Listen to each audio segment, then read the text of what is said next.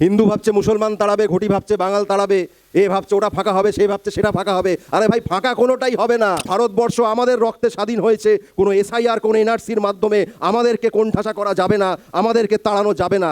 বাঙালিকে ভাঙা যায় না, বরং যারা আমাদের ভাঙতে চেয়েছে আমরাই তাদের ভেঙেছি। ইতিহাস সাক্ষী। হিন্দু বাঙালির মুসলমান বাঙালির প্রতি, মুসলমান বাঙালির হিন্দু বাঙালির প্রতি বিদ্বেষ থাকার কোনো জায়গা নেই। আমরা বাঙালি, ধর্ম বর্ণ নির্বিশেষে বাঙালি, এটাই আমাদের একমাত্র পরিচয়। এবং এই ভারতবর্ষে যে শ্রেষ্ঠ আসন আমাদের ছিল, আবার আমরা সেটা পুনরায় দখল করব। এই আরএসএস বিজেপিকে গুঁড়িয়ে দিয়েই দখল করব, এটাই আমাদের শপথ।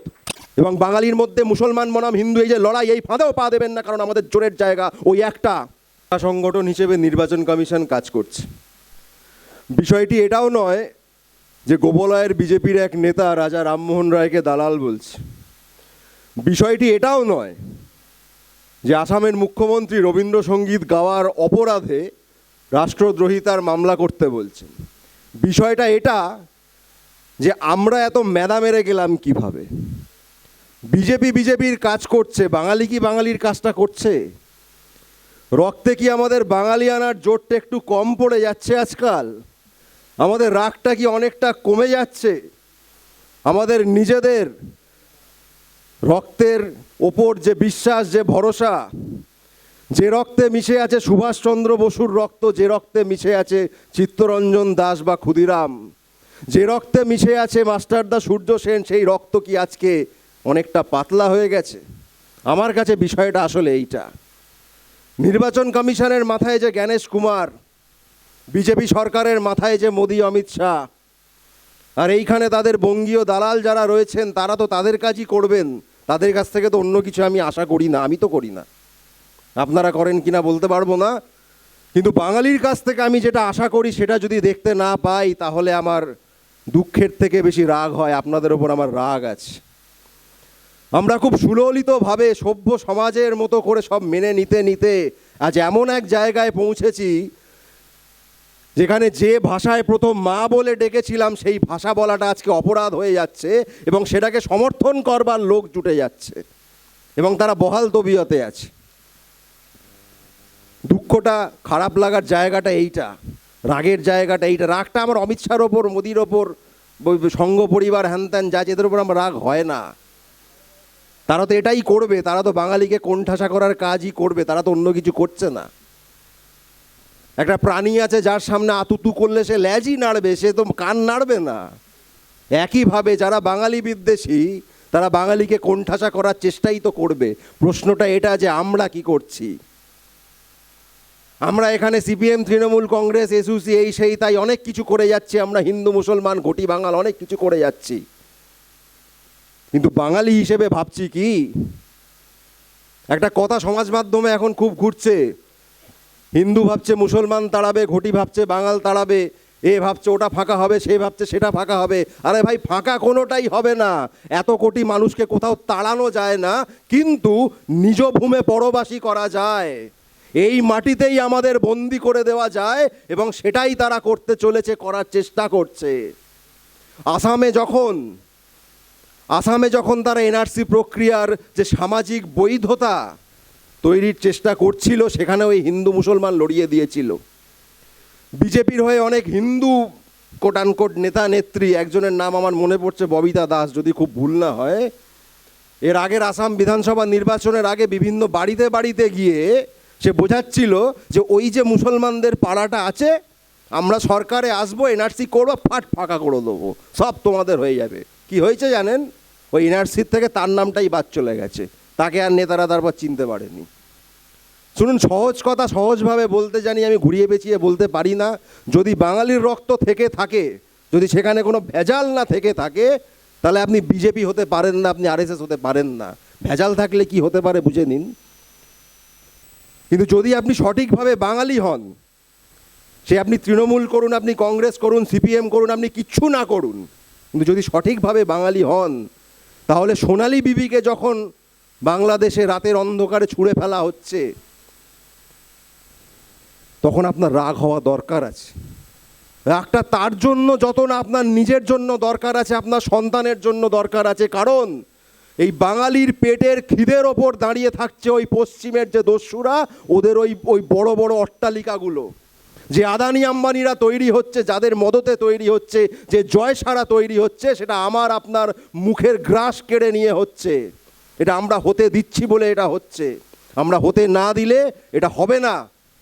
সহজ কথা সহজভাবে বুঝুন। এদের যারা রাজনৈতিক পিতৃপুরুষ, তারা আসলে এই ভারতবর্ষ 200 বছর ধরে পদদলিত করে রেখেছিল। এরা হয়তো ভারতীয়তার কথা, দেশাত্মবোধের কথা অনেক কিছু আপনাদের বলবে, কিন্তু কার্যত এদের জন্ম ওই ব্রিটিশ যারা প্রভু ছিলেন তাদের রাজনৈতিক সূতিকাগারে।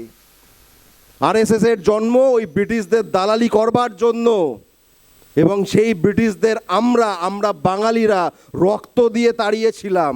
সেই রাগ প্রভুদের তাড়িয়ে দিয়েছিলাম না, প্রভুর পোষ্যদের সেই রাগ আজও যায়নি। তারা নানাভাবে, নানা ছল ছাতুরির মাধ্যমে আপনাকে বোঝাবে যে ও মুসলমান, ও বাঙাল, ও মতুয়া, ও নমশূদ্র, ও এই ও সেই। না, আমাদের মধ্যে বিভিন্ন আলাদা আলাদা ধর্মের পরিচিতি থাকতে পারে, আলাদা আলাদা কথার টান থাকতে পারে, বিভিন্ন জায়গা থেকে আমরা আসার কারণে এ ঘটি ও বাঙালও হতে পারে, কিন্তু সবার ওপরে আমরা বাঙালি। বাঙালি হিসেবে যদি যাত্রাভিমান কোথাও কম পড়ে থাকে, তাহলে আমি বলবো ব্লাড টেস্টটা করান, কোথাও সমস্যা হচ্ছে।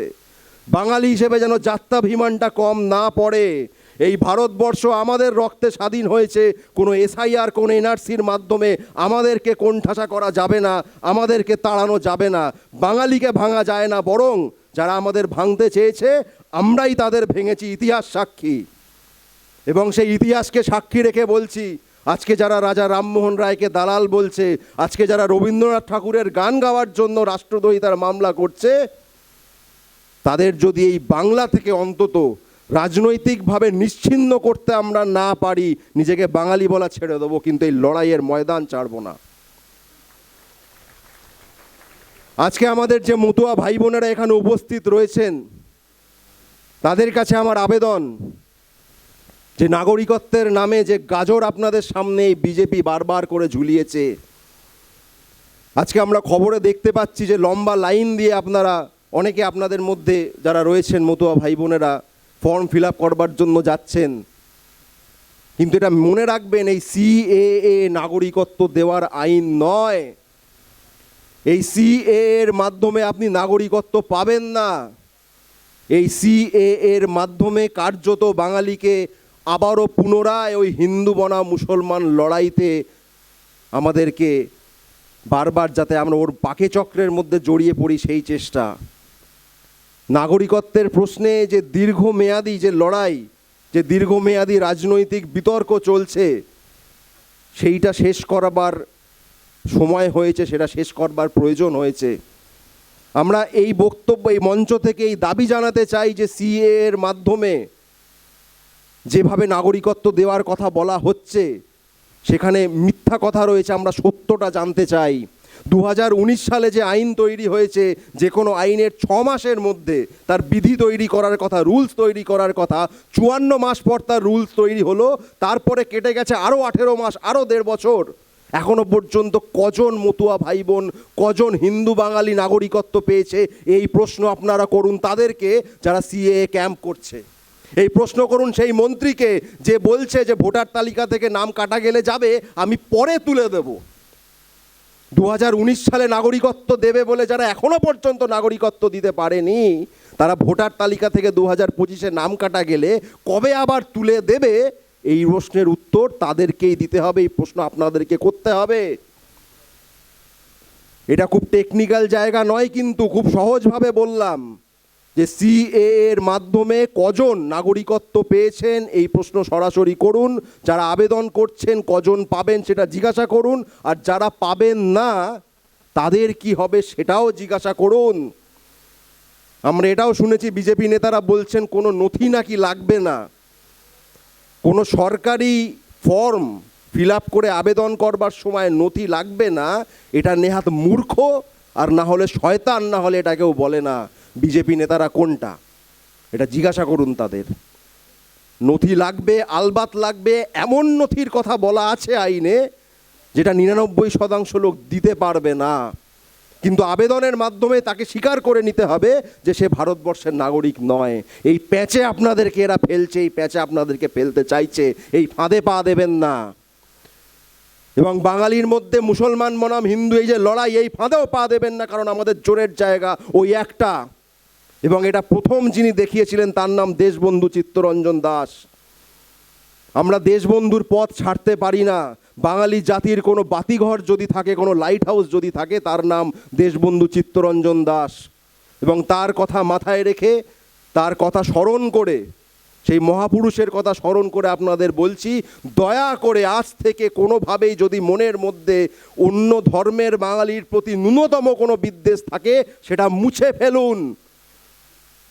হিন্দু বাঙালির মুসলমান বাঙালির প্রতি, মুসলমান বাঙালির হিন্দু বাঙালির প্রতি বিদ্বেষ থাকার কোনো জায়গা নেই। আমরা বাঙালি, ধর্ম বর্ণ নির্বিশেষে বাঙালি, এটাই আমাদের একমাত্র পরিচয়। এবং এই ভারতবর্ষে যে শ্রেষ্ঠ আসন আমাদের ছিল, আবার আমরা সেটা পুনরায় দখল করব। এই আরএসএস বিজেপিকে গুঁড়িয়ে দিয়েই দখল করব, এটাই আমাদের শপথ। ধন্যবাদ। অসংখ্য ধন্যবাদ।